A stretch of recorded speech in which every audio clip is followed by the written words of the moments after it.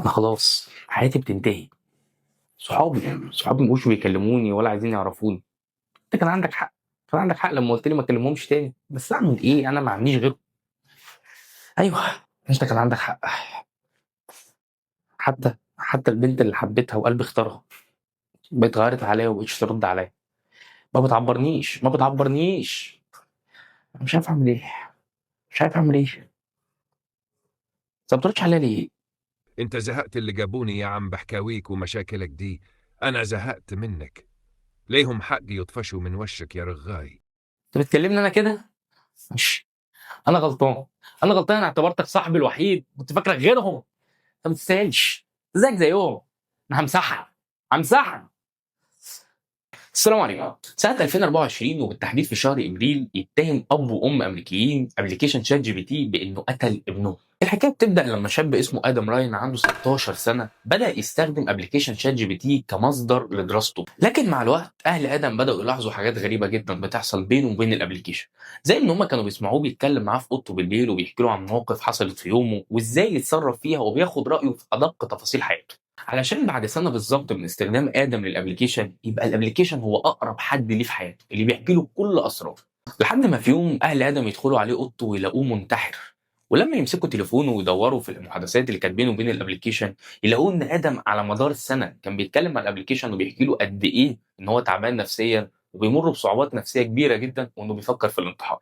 المفاجاه بقى ان الابلكيشن شجعه على الانتحار، علشان ساعتها اهل ادم يرفعوا قضيه يتهموا فيها بشكل مباشر شركه اوبن اي اي اللي هي عامله الابلكيشن بانهم السبب في موت ابنهم. لكن ساعتها صاحب الشركه اللي هو سام التمان طلع في مؤتمر وقال ان اللي حصل ده عيب تقني وارد حدوثه في الابلكيشن، وان الشركه ملهاش اي علاقه ولا ذنب في موت ادم، علشان بعدها بكام شهر يترفع قضيه تانية على الشركه، ولكن المره دي التهمه مش بقتل شخص واحد، لا، شخصين. لكن المره دي بطل القصه كان شخصيه مختلفه تماما، لانه كان اصلا بيعاني من اضطرابات نفسيه على مدى طويل، وكان كمان عنده تاريخ طويل مع الانتحار، حاول ينتحر كذا مره لكن كان بيفشل. ولما نزل الابلكيشن بقى في ظرف شهور هو اقرب حد ليه في حياته، وكمان بقى بيحكي له كل اسراره، والغريبه انه كمان سماه على اسم صديق ليه قديم في ايام المدرسه.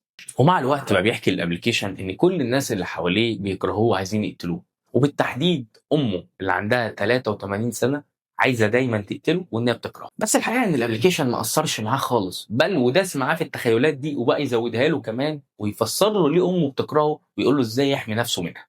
وعلشان تتخيل قد ايه الوضع كان غريب، فمره حكى للابلكيشن انه حاسس ان المطبعه اللي في مكتب امه ما هي الا جهاز تصنت اخترعته امه عشان تراقبه بيه. فالابلكيشن ساعتها يرد عليه ويقول له انه يصور له المطبعه علشان يقدر من خلال الصوره يقيم الوضع ويقول له هل فعلا دي مطبعه ولا جهاز تصنت. ولما الشخص ده يعمل كده ويصور له المطبعه ويبعتها له، الابلكيشن يرد عليه ويأكد ان دي جهاز تصنت، علشان تنتهي قصه الشخص ده بعد ما قتل امه وانتحر. وبرضه الشركه ساعتها بعد الاتهام اللي وجه ليها بان هي السبب في ده قالت ان هي ملهاش ذنب وان اللي حصل مش غلطتها. تاخد حادثه ثالثه، تعالى. لقوا شاب عنده 23 سنه في عربيته ضارب نفسه طلقه، ولما بصوا على تليفونه بعد ما مات لقوا ان حصل محادثه بينه وبين الابلكيشن استمرت لمده 5 ساعات. المحادثات كانت كلها عباره عن ان الشاب بيقول للابلكيشن انه زهق من حياته وانه شايف ان الحل الوحيد انه ينتحر، والحقيقه ان الابلكيشن قال له فعلا ان ده احسن حل. والحقيقه بعد كل اللي حصل ده لازم نسال نفسنا سؤال مهم جدا: هو الذكاء الاصطناعي معمول علشان يساعدنا ولا يدمرنا؟ الحقيقه ان الاجابه من وجهه نظري انه معمول للسببين: يساعدنا ويدمرنا. خليني اشرح لك ازاي. لو خدت بالك الثلاث قصص اللي انا لسه قايلهم لك دول اصحابهم وقعوا في نفس الغلط، الا وهي انهم يعتبروا انهم بيتكلموا مع انسان حي يقدروا يخرجوا له مشاعرهم واحاسيسهم ويحكوا له مشاكلهم وانه هيعرف يحتويهم. لكن طبعا الحقيقه غير كده. الذكاء الاصطناعي اخره تعمل بيه سيرش عشان تستفاد منه بحاجه معينه في دراستك او في شغلك، لكن لان في ناس الوحده بقت قاتله في حياتهم ونفسهم يلاقوا اي حد يخرجوا مشاعرهم ووحدتهم معاه، ما بقاش قدامهم غير ان هم يتواصلوا مع روبوت. روبوت اتعمل علشان يقول لك الحاجه اللي انت عايز تسمعها حتى لو الحاجه دي غلط وهتاذيك او تنهي حياتك بشكل كامل. خليني احكي لكم تجربه شخصيه حصلت لي انا شخصيا مع شات جي بي تي. في يوم من الايام اتخانقت مع خطيبتي، فدخلت على شات جي بي تي احكي له المشكله من باب الفضفضه واشوف كده هيقول لي ايه او ينصحني بايه. فكانت نصيحته ليا اني لازم ابعد عن الشخصيه دي وان هي مضره ليا وان هي مش فاهماني. بس طبعا انا ما سمعتش كلامه، ولما رجعت انا وخطيبتي نتكلم قلت لها انا عايزك تاخدي نفس الرساله اللي انا بعتها له بس تغيري فيها وتعدلي حاجه بسيطه جدا، وتكتبي بس بدل انا بشتكي من خطيبتي في كذا تكتبي فوق خطيبي بيشتكي مني في كذا. وهنا كانت المفاجاه، الابلكيشن رد عليها ساعتها وقال لها ان الشخص ده مؤذي وعصبي وانك مش هينفع تكملي معاه وان احسن حل انك برضه تبعدي عنه. وده يوريك قد ايه ان الابلكيشن عمره ما هيوريك انك غلطان او يوريك عيوبك، وممكن يخليك تاخد القرار الغلط اللي انت عايز تاخده ويساعدك فيه حتى لو القرار ده هيدمرك. وده للاسف صحيح. لو وصلت لحد هنا في الفيديو انزل اعمل لنا سبسكرايب ولايك، وكمان اعمل لنا فولو على انستجرام وتيك توك. يلا نكمل. كنت بقول لك بقى ان ده للاسف اللي فهمته شركه اوبن اي اي وبدات تتعامل مع اختراعها، مش انه هو مجرد اداه للبحث والمعرفه، لا، انه ممكن يكون بديل بشري كامل ليك. يعني ممكن يكون صاحبك او حبيبتك. سام التمان صاحب الشركه طلع في مؤتمر وقال انه سنه 2026 هيوفر نسخه في ابلكيشن شات جي بي تي للبالغين فقط.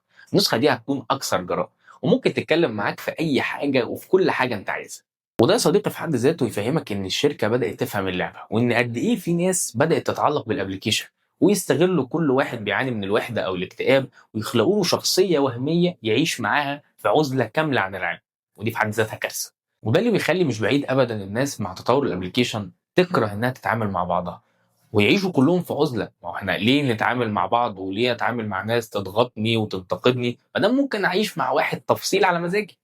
والحقيقه ان مع اعتمادنا المبالغ فيه على الذكاء الاصطناعي ده في حد ذاته ليه مشكله كبيره جدا، انه بيقلل من مهاراتنا وقدراتنا على الحاجات اللي احنا كنا بنعملها بسهوله، هيخلينا نخليه هو اللي يعملها علشان احنا طاقتنا تقيله. اصل فكر فيها كده، الذكاء الاصطناعي اللي احنا فرحانين بيه قوي وعايزينه يتطور اكتر واكتر، كل ما بيتطور بياخد جزء منك انت وبياخد جزء من مكانك في المجتمع.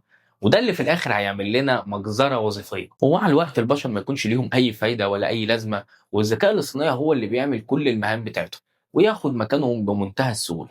وده اللي خلينا بقى نسال سؤال مهم قوي، هو الذكاء الاصطناعي اتعمل عشان احنا اللي نستفاد منه ولا هو اللي يستفاد مننا؟ كل واحد مننا بيدخل يحكي للابلكيشن تفاصيل حياته واسرارها، الابلكيشن بيسجل كل ده في منظومه كبيره جدا، ولو طلبت من الابلكيشن انه يمسح المعلومات دي هيرد عليك ويقول لك ان ده مش بايده. والحقيقه ده اللي خلانا نسال سؤال، هو ليه ابلكيشن زي ده عاوز يلم كل الحكاوي والمعلومات دي عن البشر؟ هل علشان مع الوقت يعمل روبوتات بتفكر زي البشر ومتطوره زيهم؟ يمكن. ولا يمكن عشان تلم المعلومات دي كلها وتقدمها وتبيعها لشركات تانية علشان تعرف منها اهتماماتك وطموحاتك وتبيع لك أي حاجة وكل حاجة. يمكن.